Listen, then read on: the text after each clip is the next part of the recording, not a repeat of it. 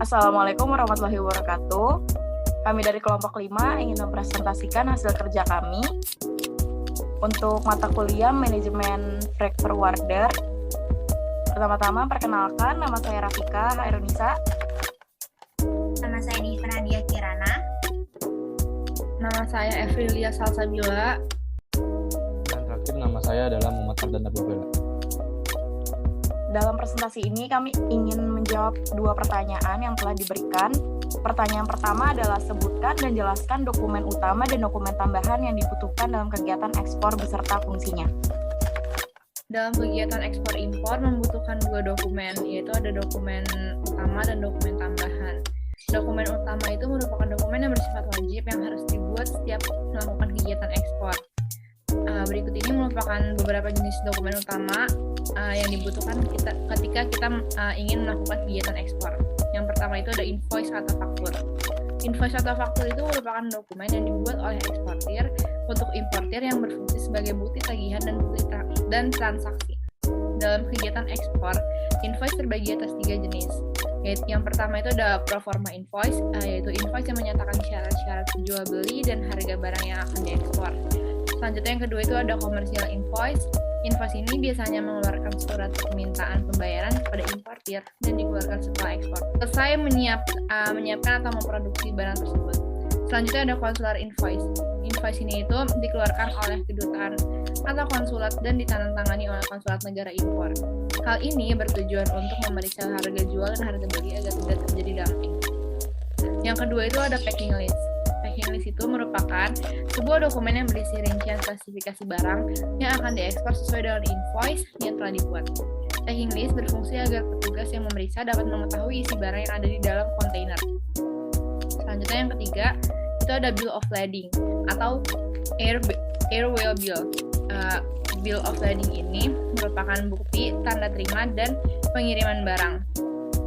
Bill of lading ini dibuat oleh shipping company untuk pihak eksportir dan dikeluarkan setelah kapal barang keluar dari Indonesia. Bill of lading ini juga berfungsi sebagai dokumen kepemilikan barang dengan pihak eksportir yang memegang dokumen tersebut.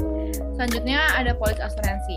Polis asuransi ini merupakan surat bukti penanggungan yang dikeluarkan oleh perusahaan asuransi yang menyatakan jenis untuk menjamin keselamatan barang yang dikirim. Polis asuransi ini bermanfaat untuk meminimalisir kerugian dalam hal ekspor-impor. Di dokumen utama selanjutnya ada shipping instruction. Shipping instruction merupakan dokumen yang digunakan untuk melakukan booking kontainer dan ruang di kapal atau pesawat. Shipping instruction dibuat oleh pihak eksportir kepada para forwarder atau shipping company dan biasanya dikirimkan melalui email. Lalu ada PEB atau pemberitahuan ekspor barang. PEB merupakan surat pemberitahuan yang dibuat oleh pihak yang mengekspor kepada kantor bea dan cukai sebelum mengekspor barang. Eksportir yang membuat PEB sendiri. PEB dijadikan dokumen dasar untuk memeriksa kesesuaian barang yang akan diekspor oleh petugas bea dan cukai. Lalu ada delivery order, adalah sebuah dokumen yang berperan sebagai surat perintah penyerahan barang yang telah dipesan dengan kesepakatan bersama antara penjual dan pembeli yang ditujukan kepada bagian gudang sebuah perusahaan. Yang terakhir ada NPE, nota pelayanan ekspor, adalah nota yang diterbitkan oleh pejabat pemeriksa dokumen sistem komputer pelayanan atau pejabat pemeriksa barang atas PEB yang disampaikan untuk melindungi pemasukan barang yang akan diekspor ke kawasan pabean dan atau pemuatannya ke sarana pengangkat. Yang selanjutnya adalah dokumen tambahan. Tidak hanya dokumen utama yang dibutuhkan untuk menunjang kegiatan ekspor-impor, namun dokumen tambahan juga dibutuhkan. Dan dokumen tambahan yang pertama adalah Certificate of Origin atau COO.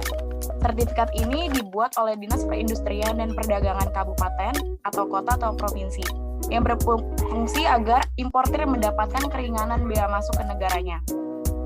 Namun tidak semua negara bisa mendapatkan sertifikat ini.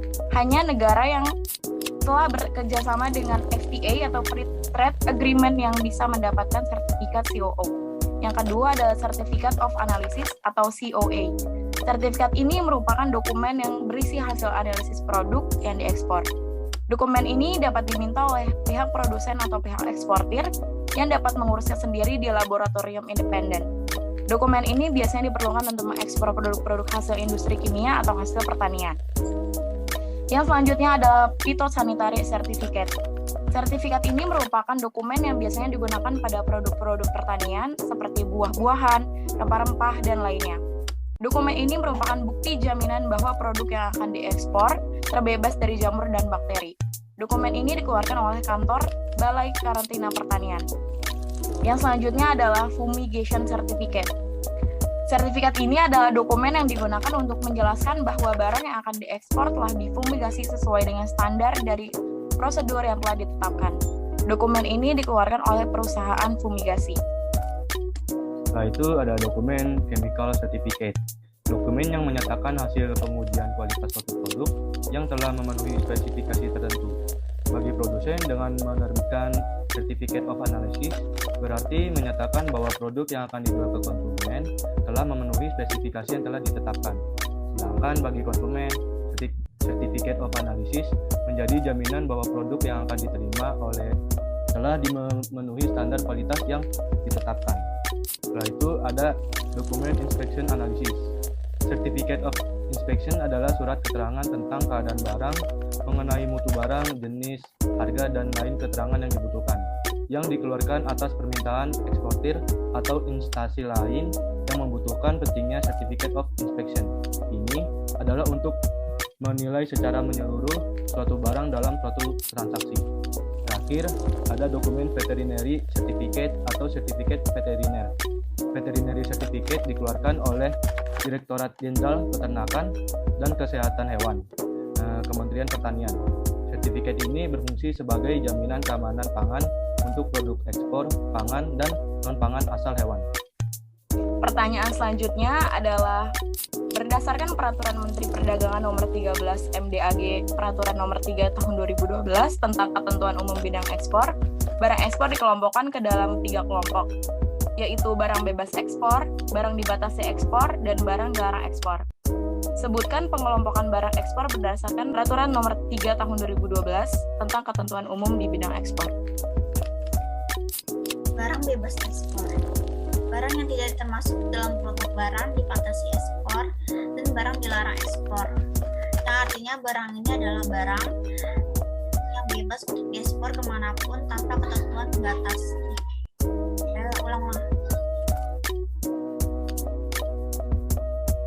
Setelah itu ada barang dibatasi ekspor. Barang dibatasi ekspor adalah barang yang dibatasi eksportir, jenis dan atau jumlah yang diekspor.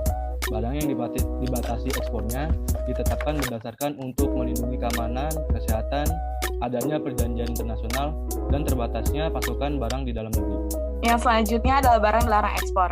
Barang dilarang ekspor adalah barang yang tidak boleh diekspor dengan tujuan untuk melindungi keamanan nasional atau kepentingan umum, termasuk sosial, budaya, dan moral masyarakat, dan untuk melindungi hak kekayaan intelektual.